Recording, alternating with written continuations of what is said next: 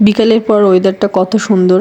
আকাশ থেকে মনে হচ্ছে এখনই বুঝি বৃষ্টি পড়বে। বাইরে দেখতে ভীষণ ভালো লাগছে, মনে হচ্ছে এখনই মনে হয় বৃষ্টি নেমে পড়বে। এত সুন্দর ওয়েদারে বাইরে এসে বসলাম একটু ওয়েদার দেখার জন্য। তারপর মনে হলো ওই দিন যে গাছগুলো নিয়ে এসেছিলাম আমি লাগানো হয় নাই, গাছগুলো এখন লাগাতে হবে, নাই নষ্ট হয়ে যাবে। তো টবে মাটি ছিল, মাটিগুলো বেশ শুকিয়ে গেছিল, মাটিগুলো সুন্দর মতো করে ঠিক করে নিচ্ছিলাম, যেহেতু মাটিগুলো একদম শক্ত হয়ে গেছিল। আমি জানি না এই গাছের ডাল লাগালে হয় কিনা, বাট ভাবি বলেছে হ্যাঁ হবে, তো আমি এই জন্য ওই ডালগুলো নিয়ে আসছি। আমার কাছে যেহেতু খালি টব অনেকগুলো ছিল, তার মধ্যে এই যে দুটো টবে আমি সুন্দর মতো করে এখানে গাছ লাগিয়ে রাখছি, বাট হবে কিনা আমি জানি না, কিন্তু কত সুন্দর লাগছে বলেন। গাছে আবার ফুলও ফুটে আছে। তারপর সন্ধ্যার নাস্তা হিসাবে আমি আনাবের জন্য আজকে প্যানকেক বানাবো, তো এটার রেসিপি আপনাদের সাথে আজকে আমি শেয়ার করব, একদম ঝটপট ভাবে বাচ্চাদের জন্য কিভাবে হেলদি রেসিপি করা যায়। তুমি লাগবে এখানে ময়দা, এখানে 1 কাপের মতন আমি ময়দা নিয়ে নিয়েছি। তারপর এখানে কোকো পাউডার নিয়ে নিয়েছি আমি 2 চামচের মতন। আজকে যেহেতু চকলেট প্যানকেক বানাবো আনাবের জন্য, তো সুন্দর মতো করে এখানে একটু লবণও দিয়ে দিছি। তারপর চেলে নিলাম। তারপর একটা ডিম লাগবে, এখানে ডিমটাও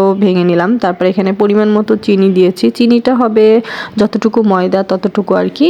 তারপর সুন্দর মতো করে এখানে চিনি আর ডিম একদম মিক্সড করে নিতেছিলাম। তাইলে আপনারা এখানে মেজারমেন্ট কাপ দিয়ে একদম মেপে দিতে পারেন, বাট যেহেতু আমি করি তো এইটার আমার একটু আন্দাজ আছে, এই জন্য আর আমি একদম মেপে দিই নাই। তারপর এখানে চেলে রাখা সব উপকরণ একদম ডিমের সাথে মিক্সড করে দিলাম, যেটা আমি ডিম আর চিনিকে ফিটিয়ে নিয়েছিলাম। তারপর এখানে সুন্দর মতো করে মিক্সড করতেছিলাম, বাট একটু শুকনো হলেও কোনো সমস্যা নেই। এখানে আপনারা চাইলে দুধ অ্যাড করতে পারেন, এতে টেস্টটা আরও বেশি ভালো হয়।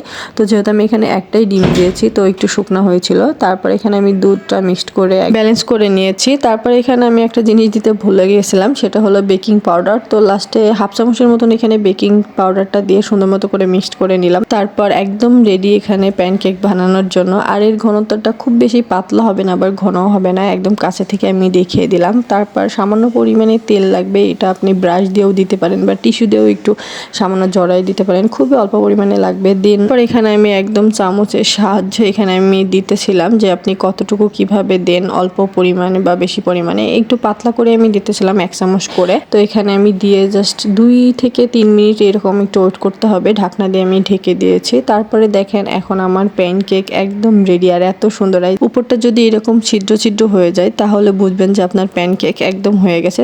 তারপর এখানে একটু উল্টাই দিতেছিলাম যাতে উপরের পিঠটাও হালকা একটু হয়ে যায়, আর এটাতে বেশি টাইম লাগে না, জাস্ট 1 মিনিটের মতো একটু রেখে দিলাম। তারপরে এই যে কমপ্লিট হয়ে গেল, এখন একদম রেডি প্যানকেক খাওয়ার জন্য। খুবই অল্প সময়ের মধ্যে আসলে তৈরি করা যায়, আর বেশি উপকরণ লাগে না, খুবই কয়টা হাতে গোনা উপকরণ লাগে। বিয়ে যেহেতু বারান্দাতে খেলতেছিল তো ওর কাছে প্যানকেকটা নিয়ে গেলাম, এখন ওর দেবার পালা, দেখা যাক ও খায় কিনা। ওর যেহেতু পছন্দ আমি জানিও খাবে, এখানে খাইতেছিল। তো জিজ্ঞেস করলাম মাম্মা কেমন হয়েছে, সুন্দর করে 2 হাত দিয়ে বলে হ্যাঁ মাম্মা মজা হয়েছে। তো এখানে আমি বাকিগুলো তৈরি করে ফেললাম। তো এখানে আমার মোট 5টা হয়েছিল, 1 কাপ ময়দা আর একটা ডিমে। তারপর একদম সবগুলো নিয়ে আনাবিয়ার কাছে চলে আসলাম। এর মধ্যে আমি একটা খেয়েও ফেলছি। এটা শুধু বাচ্চারা পছন্দ করে না, বড়দেরও অনেক পছন্দ, আমার তো ভীষণ ভালো লাগে। এখানে আমিও খাচ্ছিলাম মজা করে, আর এটা টেস্টটা আসলেই মজা হয়, কেকের মতোই হয়, কিন্তু খুব ঝামেলা ছাড়া তাড়াতাড়ি ঝটপট আপনি একদম তৈরি করতে পারেন। এখানে আমি কোকো পাউডার অ্যাড করেছিলাম চকলেট ফ্লেভারের জন্য, এটা না দিয়ে আপনারা ভ্যানিলা ফ্লেভারেও তৈরি করতে পারেন। যাই হোক আজকের ব্লগ এখানেই শেষ করতেছি, আল্লাহ হাফেজ।